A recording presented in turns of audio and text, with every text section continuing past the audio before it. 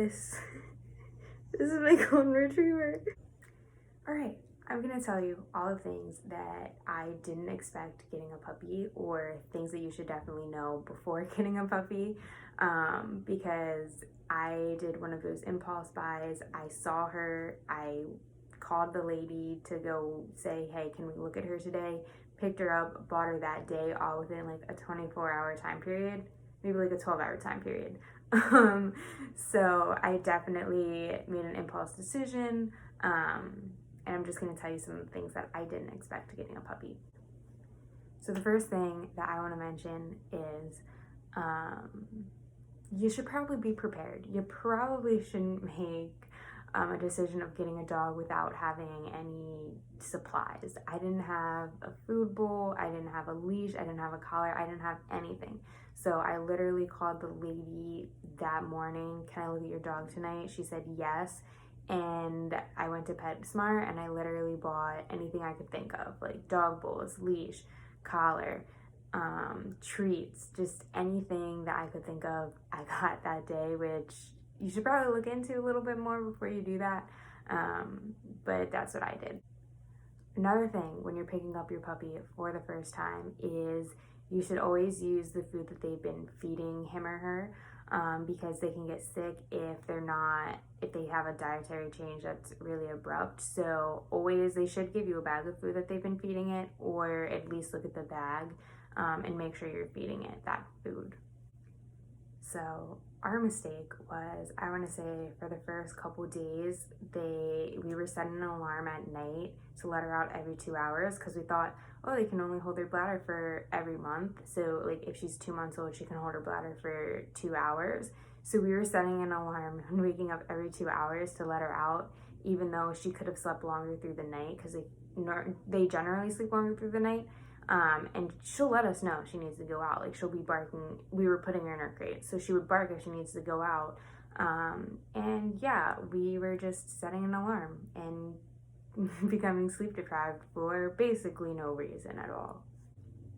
And then the first day, or first 48 hours that we had her, she was very nervous. She was like, you can tell, like, we took her from like a farm to almost a city-like area, with new people and all of that, and she just wasn't herself. She wasn't eating, she wasn't really playing, she would always hide in corners, and I was so nervous. I was like, I'm taking her to the vet, like I literally want to get her checked out, which she was totally fine. She was just warming up to us, which you probably shouldn't freak out too much, which I definitely did.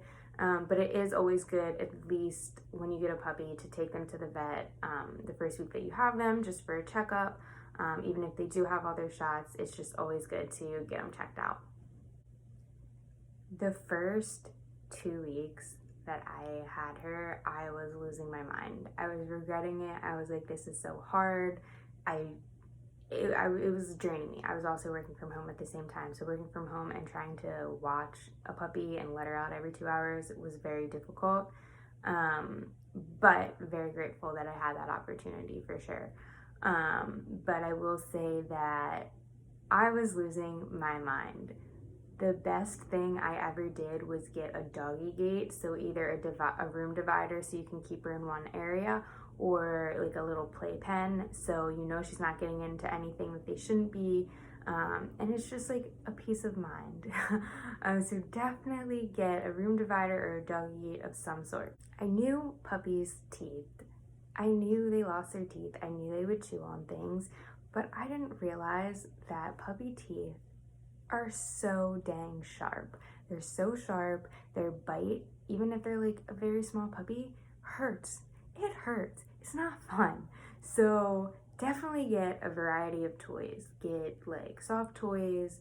I use the Nyla teething bones. Just get a variety of toys so they can chew on different things. And then also get the bitter spray. I'll link it down below. I can't remember exactly what it's called, but it's life-changing, because she was chewing like on our couch and on our bar stools, and it's hard to teach a very young puppy no. She didn't know what no meant at the time. So using the bitter spray, I would say consistently for a week on the furniture, which it didn't harm the furniture at all, changed the game. She stopped chewing on any furniture or anything that she shouldn't be, and she hasn't chewed on it since. So definitely get bitter spray. And the teething part is so flipping hard, but I'm still in the thick of it now, but it's so much better, and it gets better every single day. So you'll get there too. What I didn't realize is how many vet visits you will make in addition to their usual shots. So puppies get shots every few weeks, which I kind of knew going into it. I knew it was going to be kind of expensive. And then I also didn't realize, oh, your puppy was rolling around in the grass and now she has a rash on her stomach. So now you need to get rash medicine. And then, oh, you gave her new treats and that really messed up her puppy insides. Now she has diarrhea and you have to go get medicine for that. So it's just like one thing after another, and you just really don't know. So you definitely need an extra amount of money or savings to as like a backup if you do need to take her to the vet.